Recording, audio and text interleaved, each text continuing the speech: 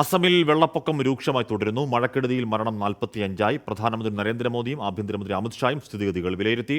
ഡൽഹിയിൽ അടുത്ത 2 ദിവസത്തേക്ക് ഓറഞ്ച് അലർട്ട് തുടരുകയാണ്.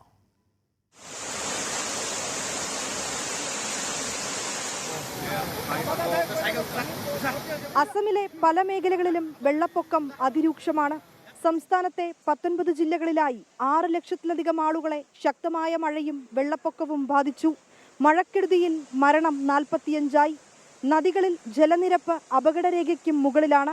ബ്രഹ്മപുത്ര കരകവിഞ്ഞൊഴുകുന്നു. സമീപ പ്രദേശത്തിലെ വീടുകൾ പൂർണ്ണമായും വെള്ളത്തിനടിയിലാണ്.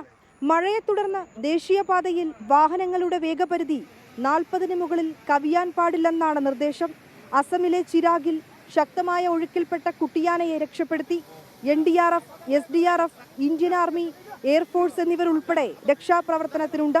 പ്രധാനമന്ത്രി നരേന്ദ്രമോദിയും കേന്ദ്ര ആഭ്യന്തരമന്ത്രി അമിത്ഷായും അസം മുഖ്യമന്ത്രി ഹിമന്ത ബിശ്വ ശർമ്മയുമായി സംസാരിച്ചു. സ്ഥിതിഗതികൾ വിലയിരുത്തി. മഴയെ തുടർന്ന് ഗുജറാത്ത് ജുനഗഡിലെ 2 ദേശീയപാതകൾ അടച്ചു. ഡൽഹിയിൽ 2 ദിവസത്തേക്ക് കൂടി മഴ ശക്തമാകുമെന്നാണ് കേന്ദ്ര കാലാവസ്ഥാ നിരീക്ഷണ കേന്ദ്രത്തിന്റെ മുന്നറിയിപ്പ്. 24 ഡൽഹി.